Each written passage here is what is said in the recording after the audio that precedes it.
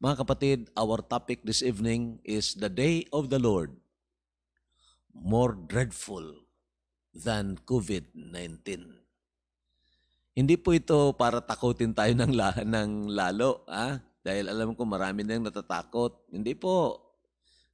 Ito ay truthful po na makikita natin mismo sa salita ng Panginoon at talagang makikita natin na ang salita ng Diyos ay totoo, ipinasulat, hindi lamang para mapukaw ang ating mga puso't isipan patungkol sa katotohanan, kundi maipahayag sa atin, above all, ang ugali ng Diyos patungkol sa lahat ng bagay. Sa aspeto ng kasalanan na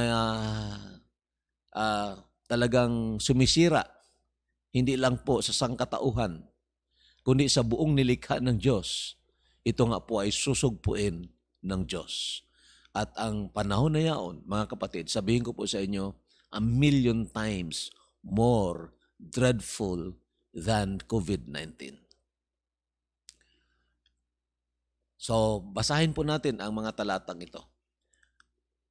2 Peter chapter 3, simula sa verse 10, sabi po dito, "But the day of the Lord will come as a thief in the night, in which the heavens will pass away with a great noise, and the elements will melt with fervent heat. Both the earth and the works that are in it will be burned up. Therefore, since all these things will be dissolved, what manner of persons ought you to be in holy conduct and godliness, looking for and hastening the coming of the day of God, because of which the heavens will be dissolved, being on fire, and the elements will melt with fervent heat." So, verse 13, "Nevertheless, we, according to His promise, look for new heavens and a new earth in which righteousness dwells." Bago natin ito simulan, kailangang maintindihan po natin muna itong chronological events of the last days. Kasi baka naman akalain ninyo, mangyayari ito sa ating kapanahunan.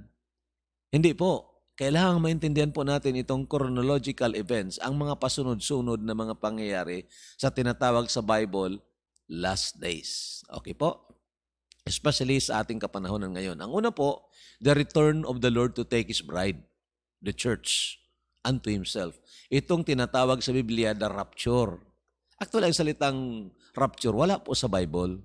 Katulad din ng salitang Bible, wala sa Bible. Ang salitang rapture is the Greek word arpaso.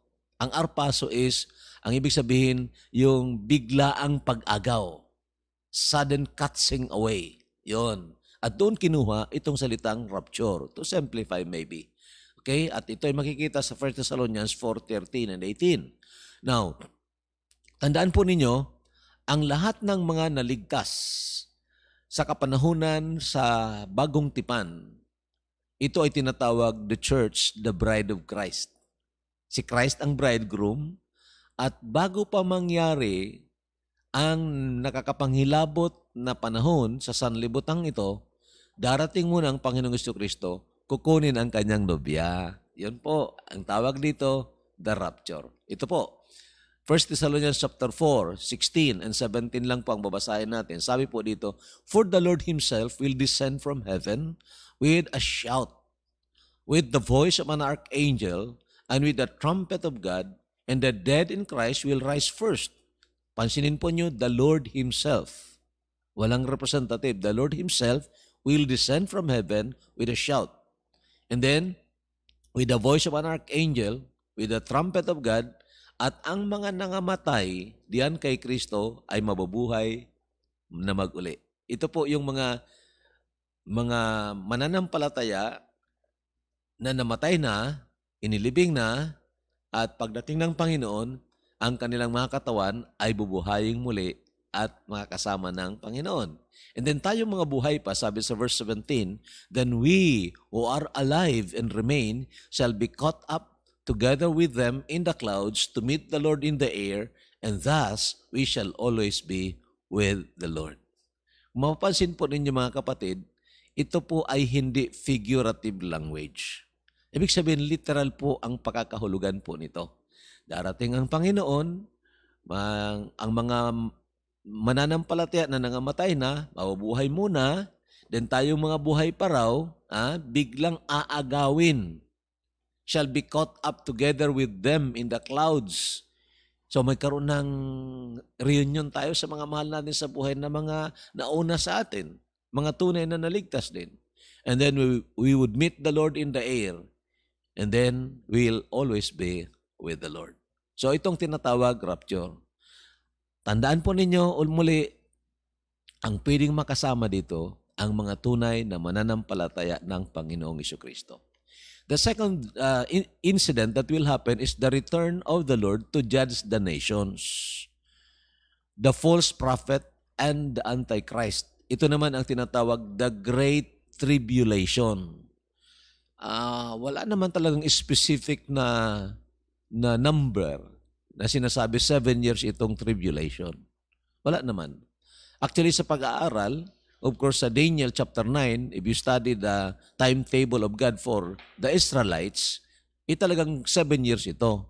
However, ang tinatawag the Great Tribulation ay sa the last 3.5 pa ng 7 years na yon. At binabanggit naman ito sa Book of Revelation. Iba ito mga kapatid kaysa mga nangyari ng mga tawag dito, mga kapighatian sa sanlibutan ito. Iba po ito. Ito ay tinatawag once and then pagkatapos, tapos na, wala na. Okay? Itong sabi ng salita ng Panginoon. And of course, the third, alongside with that, pagkatapos ng Great Tribulation, the reign of Christ for 1,000 years. Ito ang tinatawag nating millennium. Ang ibig sabihin, maghahari ang Panginoon for 1,000 years. Now, basahin po natin ang mga talatang ito. Daanan lang po natin. For then there will be great tribulation, such as has not been since the beginning of the world until this time, no, nor ever shall be. So itong dinaraanan po natin ngayon, hindi pa ito. Hanggang dito lang siguro yan, no? Parang nasa dulo na ng kalingkingan ang mga paghihirap natin. Kung mayroon man ngayon na nakakaranas ng mga paghihirap, parang dulo na ng kalingkingan sa mangyayari dito sa Great Tribulation. Kasi sabi dito, hindi pa ito nangyari mula noon at hindi na mangyayari matapos yon. At kung babasahin po niyo sa Book of Revelation, starting from chapter 6 hanggang chapter 19, grabe po yun, mga kapatid. Grabe, Great Tribulation. And then, of course, sa panahon na ito, ang lahat ng mga bansa ay hahatulan ng Diyos. Tandaan po niyo, sinasabi ko sa inyo, mayroong paghahatol individual, personal, meaning bawat tao. At mayroon ding paghahatol sa buong bansa. Dahil governments po yan ang mga pamahalaan na pinamunuan ng mga tao ay talagang lalansagin po ito ng Panginoon para ipatayo ang kanyang pamahalaan. At sa panahon niyaon, ang lahat ng mga bansa ay iipunin at doon hahatulan ng Panginoon. Na-discuss na rin natin ito. You try to review doon sa the judgment of the Gentile nations. Ito ang sabi ng salita ng Diyos. When the Son of Man comes in His glory, and all the holy angels with Him, then He will sit on the throne of His glory. Throne of His glory. Hindi po ito ay yung white throne. The great white throne. Iba yun. On the throne of His glory. All the nations will be gathered before Him. Hindi po ito individual person.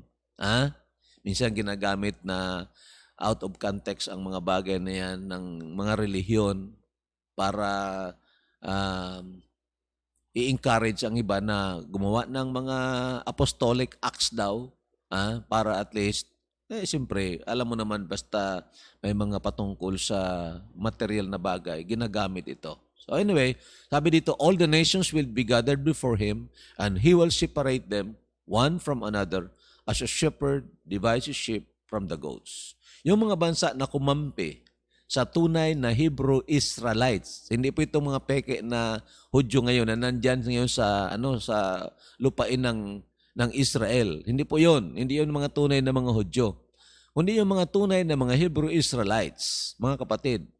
Yung mga nagkanlong sa kanila, yung mga kumampi sa kanila, yun ay papapasukin ng Panginoon sa millennial kingdom. Yung mga bansa na nagmalupit, katulad nitong mga European nations, na pinagmalupitan ang African nations at mayroon pang banta hanggang ngayon ng pagmamalupit na yon. Lalo na itong mga Hebrew Israelites na nakatira dyan sa karamihan sa kanila sa Ethiopia. Ngayon, ang mga bansang yon na nagsipag-api sa Hebrew Israelites ay hahatulan na po ng Panginoon. Pangako po niya kasi kay Abraham eh. Sabi niya kay Abraham, I will bless them who bless you, I will curse them who curse you. So mga kapatid, ito po ang paghukom ng mga bansa. Now, pagkatapos niyan, ang false prophet at ang antikristo ay huhulihin at ibubulid sa dagat-dagatang apoy ng buhay. Hindi na daraan ng kamatayan. Sabi dito, then the beast was captured, and with him the false prophet who worked signs in his presence, by which he deceived those who received the mark of the beast and those who worship his image. These two were cast alive into the lake of fire, burning with brimstone. So ito po ang pagtatapos ng Great Tribulation, and then the millennium will be ushered. The reign of Christ for 1,000 years. Papasok na po ito. So mayroon tayong discussion na rin ito. Yung mga unang bugso ng ating preaching, I think March or April. So i-review lang po ninyo yon. Mabuti kung nag-compile kayo, tingnan nyo, at makikita nyo itong discussion doon sa the reign of Christ for 1,000 years. Okay. Ito ang mga talata. And I saw thrones, and they sat on them, and judgment was committed to them.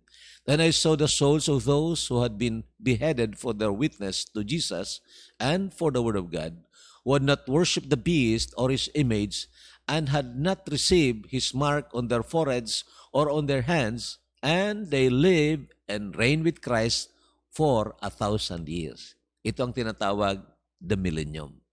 Ngayon, matapos niyan mga kapatid, muling palalayain si Satanas kasi for 1,000 years din, ihulog siya doon sa bottomless pit.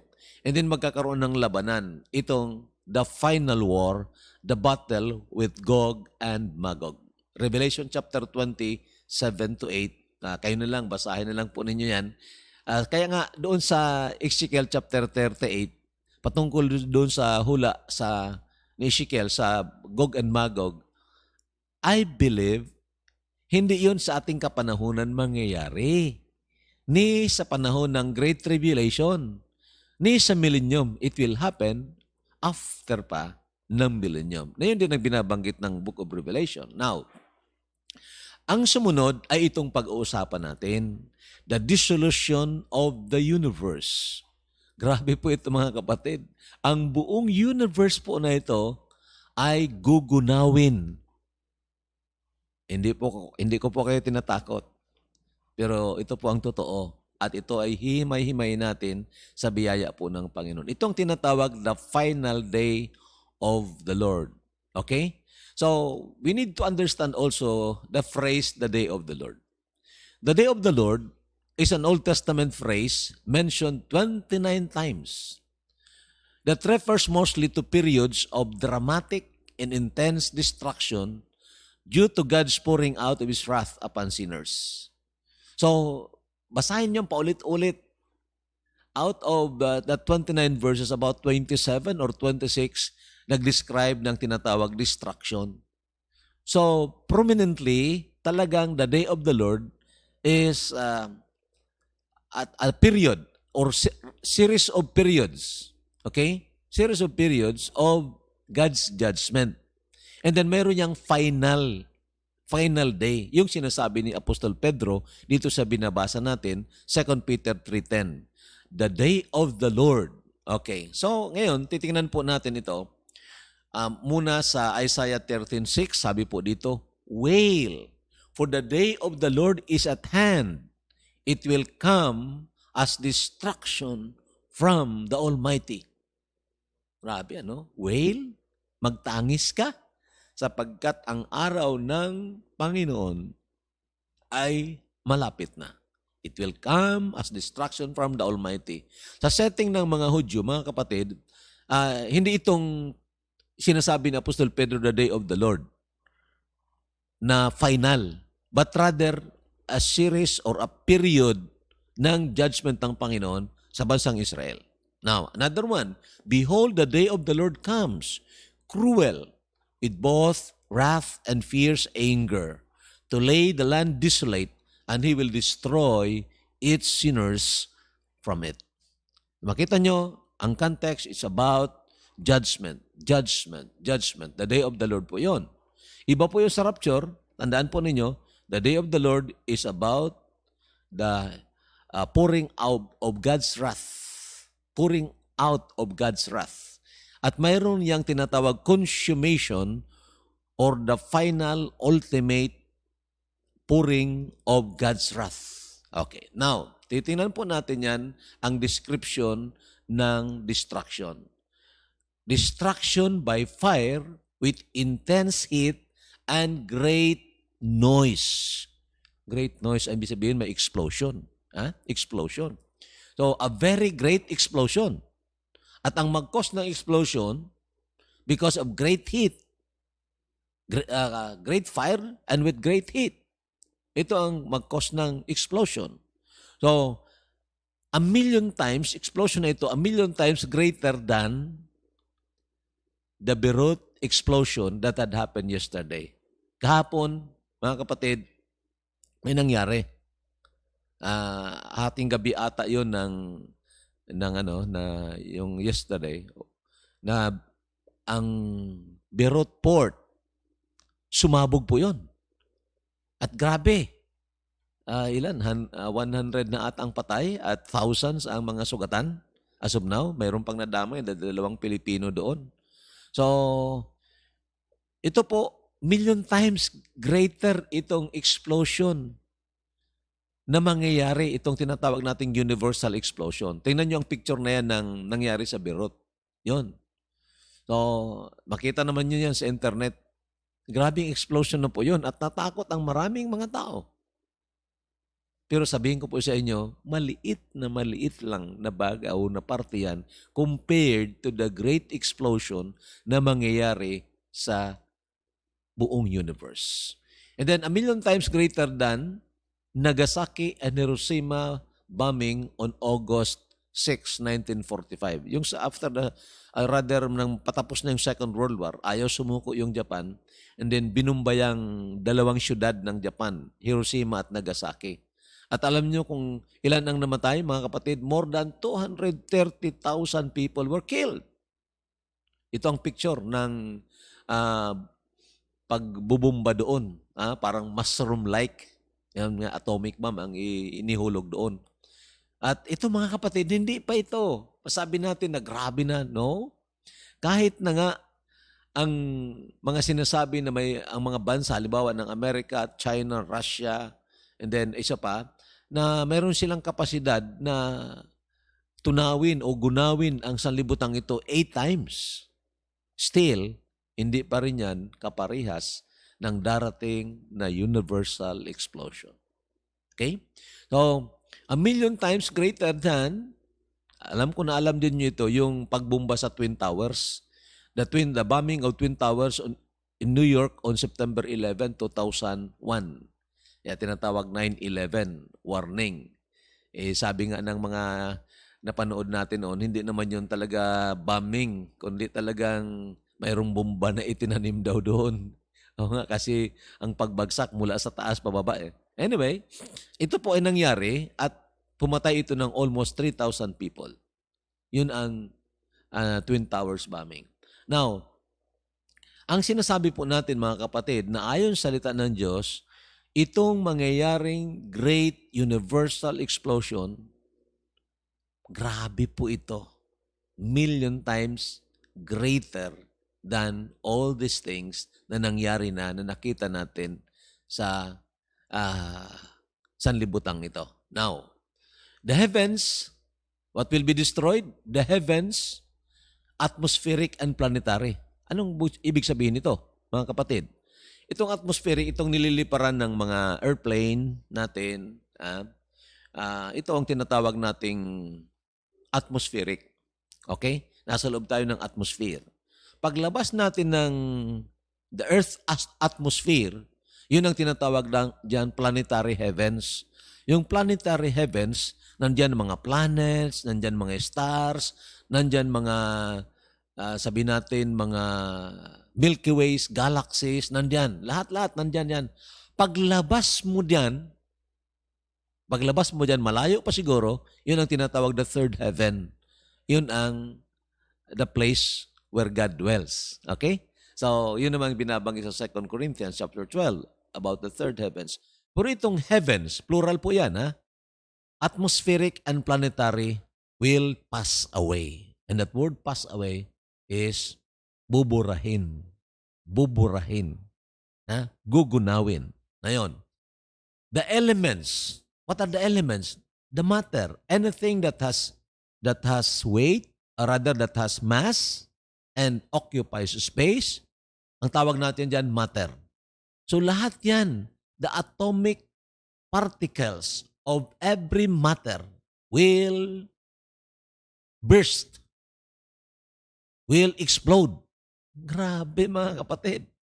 Kung mayroong nagawa o naimbento ang mga bansa ng ditong tinatawag weapons of mass destruction, itong tinatawag atomic fission. Atomic fission, yung hinahati yung atoms at nagkukos ng grabing energy. Ito nga ang atomic bomb. At mayroon namang yung atomic fusion. Gino-join yung atoms. You try to imagine, lahat ng ilang, hindi nga siguro mabilang kung ilang atoms yun, in a certain particle, lahat yan sasabog. Okay? Lahat yan sasabog. Ang tandaan po ninyo, ang gumawa ng lahat ng ito ay napakadali lang sa kanya na pasabugin ito. Di ba? So, the elements shall melt. Okay. The earth and all the works therein. Itong ating tinatahanan yun, the earth, ang tawag dito. The earth and all the works therein shall be burned up. Ito ang sinasabi ni Apostol Pedro. Tandaan po ninyo, the last book na nasulat ay ang aklat ng 2 Peter. So, most likely nabasa ni Apostol Pedro ang lahat ng mga detalye doon, and he's trying to summarize to us itong tinatawag the day of the Lord. Now, basahin na po natin. Verse 10, but the day of the Lord will come as a thief in the night, in which the heavens will pass away with a great noise. Great noise, that's a great explosion. And the elements will melt with fervent heat. Both the earth and the works that are in it will be burned up. So grabe. Kaya nga, may mga kaibigan tayo, yung mga kaibigan nating saksi, na one time nakausap natin at sabi niya sa akin, sila ang maiiwan sa sanlibutan ito. Dahil kino-quote nila yung verse sa Psalms 37, the meek shall inherit the earth. Sila daw yung mga meek and they will inherit the earth. Kaya sa kanila yung mga SM, pag wala na raw tayo, sila lang nandito, sa kanila yung mga SM na yan, sabi ko sa kanila, sige, sa inyo na, kasama kayong susunugin diyan. Kasi sabi niya ng Bible, the works that are in it will be burned up, including ang sanlibutan ito. Now, verse 12, looking for and hastening the coming of the day of God, because of which the heavens will be dissolved. Inulit pa po ito. Ang word na passing away o pass away, ang word na ginamit niya dito is the word dissolve. Magugunaw. The heavens, yung atmospheric at planetary heavens will be dissolved. And God has a reason for dissolving it. Being on fire, and the elements will melt with fervent heat. Inulit pa rin ito.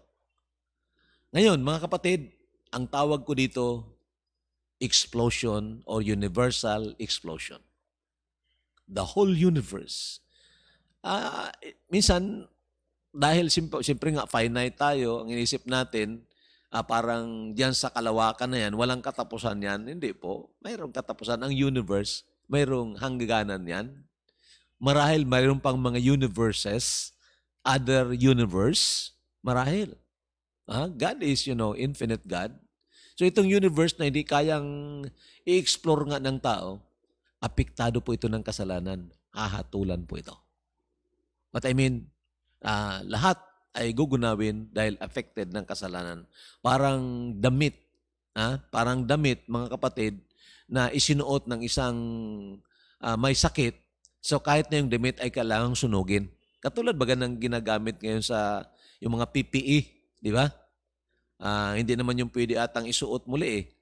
Ayaw kung dinidisinfect yun. O dapat siguro sunugin yun kaya kung nandyan pa rin ang virus. So ito nga, bakit? Bakit kailangang gawin ito ng Panginoon? Number one, of course, it's because of sin. Dahil po sa kasalanan.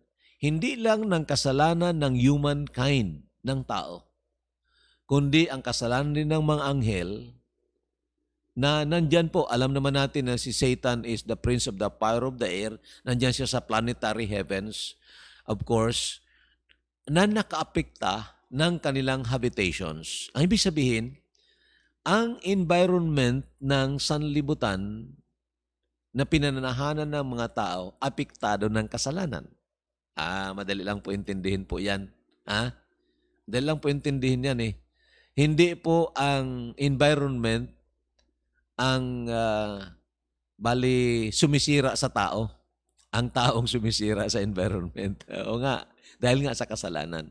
And then of course, ang environment na pinananahanan, the habitations of the angels, yung sinasabi ko sa inyo, Satan is the prince of the power of the air, will also be, anong tawag dito? Will also be dissolved. Okay? Will also be dissolved. So, ang pangalawa na reason is to replace this universe with a new one. Papalitan po kasi ito. Kasi yun nga, ang tawag dito kung sa nahawa ng kasalanan. Ang epekto ng kasalanan ay talagang grabe. Kaya nga nakakapanghilabot po ang kasalanan, mga kapatid. Ang kabanalan ay hindi po nakakahawa, personal po 'yun. Subalit ang kasalanan nakakahawa po. Dalawang tao lang ang nagkasala. Una, siya na sa iba, nahawa po tayo. Sobra pa yan sa COVID-19 virus. Di ba? Sobra yan. Sa COVID-19, makakatakas ka pa sa pagkahawa. Basta mag-ingat ka lang. Di ba? Practice social distancing. Yon. Gamit ka ng, tama na paggamit ng mask. Hindi yung natulog ka na, nagagamit ka pa ng mask. That is foolishness. But rather, ang sinasabi ko sa inyo, yung tama na health protocols sinusunod. So makaiwas ka sa COVID-19, pero sa pagkahawa ng kasalanan, hindi tayo makakaiwas. Kaya nga, grabe ang galit ng Panginoon sa kasalanan. It did not only destroy His creations, but it destroyed His masterpiece. The masterpiece of God's creation is mankind. Sinira ng kasalanan. Kaya ito ang resulta eh. Ito ang resulta. So, these things will be replaced. To replace this universe with a new one. Ito po ang sinasabi ng 2 Peter chapter 3 verse 13. Nevertheless, nandyan naman yung contrasting word, mga kapatid. Nasabi ko sa inyo, pag magbasa kayo ng Bible, tatandaan po ninyo yan, mga connectives na yan.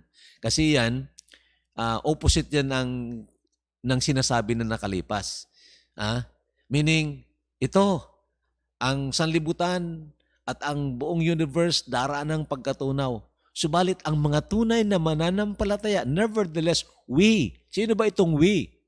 Lahat po ito ng mga mananampalataya. Hindi sa relihiyon o sa organisasyon, hindi sa mga santo-santa. Lahat ito ng mga tunay na mananampalataya sa tunay na Kristo, na siyang tapos na nagbayad ng ating kasalanan. Ito ang makakaiwas o makakatakas dito sa dissolution of the universe. Okay, nevertheless, we, according to His promise, look for new heavens and a new earth. Mayroon palang new heavens at mayroong new earth. Meaning, lilikha muli ang Panginoon. O baka nalikha na ngayon eh. Di ba? Baka nalikha na yung new heavens and a new earth na kung saan walang nakapasok na anumang kasalanan doon. Ha? Righteousness dwells in that place. A new heavens and a new earth.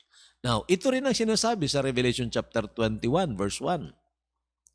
Sabi dito, now I saw a new heaven and a new earth. For the first heaven and the first earth had passed away. Wala na. Had passed away. Na-dissolve na ang the old heaven and the old earth. Also, there was no more sea. Wala nang dagat doon sa pupuntahan o sa talagang ultimate nating magiging tahanan kasama ng Panginoon, the new heaven and the new earth, wala na po doon ng dagat. Ganon. And God will wipe away every tear from their eyes. There shall be no more death, nor sorrow, nor crying. There shall be no more pain, for the former things have passed away. The former things have passed away. Wala na yun, former things. And then, ang ginawa ng Panginoon, new. Sabi niya dito sa verse 5. Then he who sat on the throne said, Behold, I make all things new. Sino ba nagsabi diyan? Si Jesus Christ. The one who created these things. Lahat ng mga bagay, lahat ng nakita natin, is also the one who can destroy all these things. Sa pamagitan din ng kanyang salita. And then, He will make another things new. Behold, I make all things new. And He said to me, Write, for these words are true and faithful. So, ganun ang tinuturo dito ni Apostol Pedro, mga kapatid at mga kaibigan. Mayroon talagang day of the Lord, the ultimate judgment of all things. Kasama na ang whole universe. Okay? At talakay na rin natin ang chronology po nito. And then of course, ito ay paalaala sa mga tao na ayaw mangagsisi ng kanilang kasalanan. Nakakapangilabot ang daratnan po nila. At paalaala rin, remember, the book of reminders, si Apostol Pedro, nagsumulat siya sa mga tunay na mananampalataya upang ma-establish ang ating mga puso. Hindi tayo matakot. Kundi lalo tayong maging maingat sa ating pamumuhay na iwasan po natin ang anumang pagkahawa ng kasalanan. Kung tayo'y nahawa ng kasalanan, magpahugas tayo sa Panginoong Jesucristo na siyang tapos na nagbayad ng ating kasalanan. Ganun po yon. Now, who can enter this perfect place? Sabi ng Revelation 21 verse 27, only those whose names are written in the Lamb's book of life. But there shall by no means enter it anything that defiles or causes an abomination or a lie, but only those who are written in the Lamb's book of life. Sino itong Lamb na tinutukoy dito? Ang Kordero. Sino ito? Si Jesus Christ po ito. Nasa lumang tipan, sinisimbolo siya ng mga tupa doon na inihahandog para sa kanilang kasalanan. At nang dumating si John the Baptist, ito ang sabi ni John the Baptist sa John 1:29.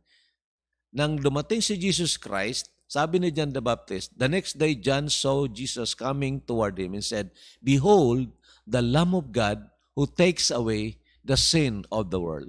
Meaning, itong mga ginagawa pala sa lumang tipan na pagsasakripisyo ng kanilang mga tupa, larawan pala ito ng final and ultimate sacrifice of Christ. Na siya, like a lamb, will be killed for the guilty people. Katulad din sa lumang tipan, ang guilty person, para matabunan ng kanyang kasalanan, magdadala siya ng isang tupa, papatayin yung tupa, aagos yung dugo, at ang dugo ibubuhos doon sa Shekinah glory, doon sa altar, sa mercy seat. Then, ang Panginoong Jesucristo na sinisimbolo noon, final na, ultimate na, tapos na, binayaran po yan. That's why sin is no longer covered, but sin is being cleansed or taken away. Okay? So mga kapatid, ito ang picture niyan. Paalala sa inyo, ay isa lang po ang kaparaanan ng Diyos para ang lahat ng tao, mula kay Adan at kay Eva, hanggang sa last na tao na mabubuhay pa sa labutang ito, isa lang po ang kaparaanan para sila ay mga ligtas. Ito ay sa pamamagitan ng pananampalataya sa tunay na Kristo na tapos na nagbayad ng ating kasalanan. Ang mga tao sa lumang tipan, they are looking forward to the one, the innocent one, who will die for their sin. Ang innocent one na yon ay nilalarawan ng mga inosenteng mga hayop na pinapatay po nila. So, ganun pang picture ng araw na yan. Tayo naman sa bagong tipan, we are looking backward of what Christ did on the cross.